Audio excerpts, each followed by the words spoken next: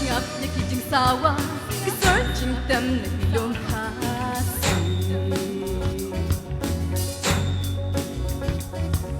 Habalari Singkat ha Surgin uat katang muri Ngap nakijing sawa Kagin hoy barkarisa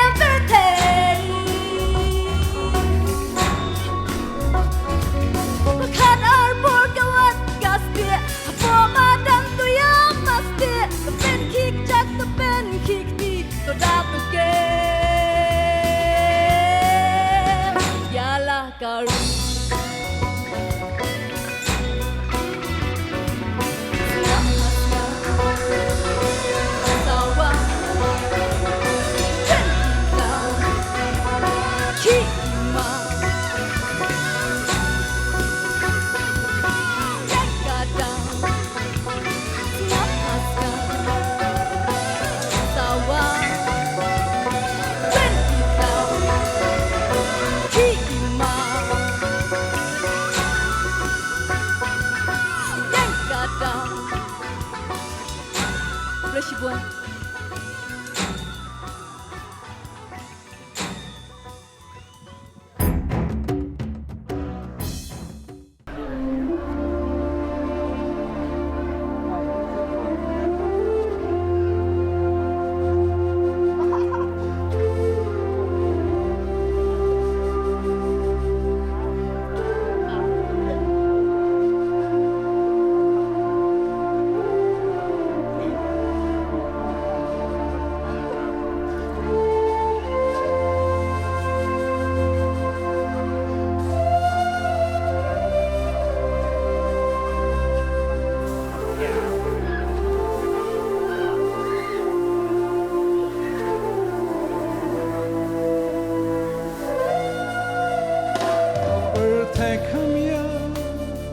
ban shem shisha kumpa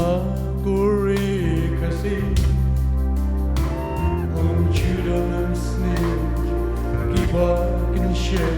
kumaja haki wa bakiri haji is my idi tado yala kajang kari mender hantam ule dan bo udah kaipo ye jingi jongi gori bai pat yang jongi gori nyautra nyaskubu rip boy rilo kasi dak shat banoram kapam ban peña pakuri jaka punga ilanta wajulai dupai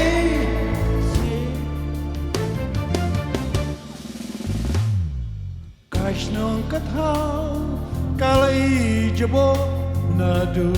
kilum kiwa tanat la chan jaluk baro jingdum habha tilas dakhan oi bai nyan jumi gori ulang shua tang shu dan ba pen thap tengka ngi sho bi ni kleno yepa gori bai Jungi, gori nyokra nyoskam, rip na rip hoy, rilo kasi, dap dak shat balo rempanu, kat paminta mesim kapal, kan payah pakuri, jaka pengat lau la chilai du pai shi sui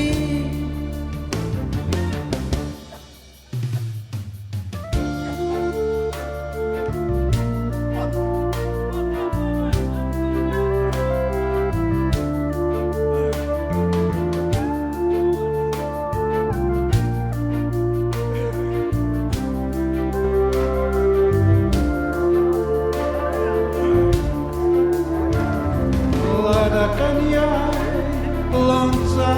ni namsim pange kanja Yala jimbi gin sababe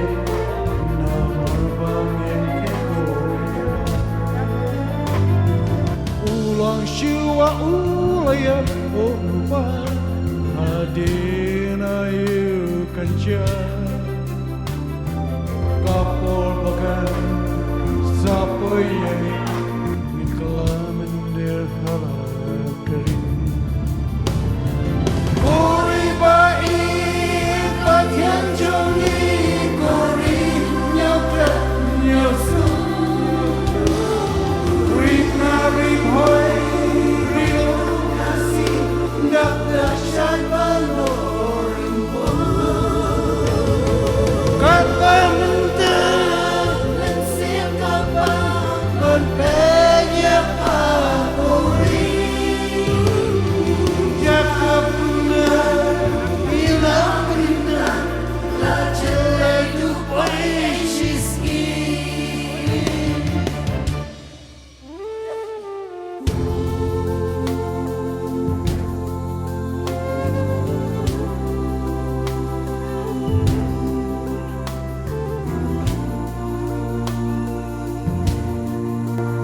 Orang suwe, mama istam abdul, istam abdul. Kamio, ayo abdul.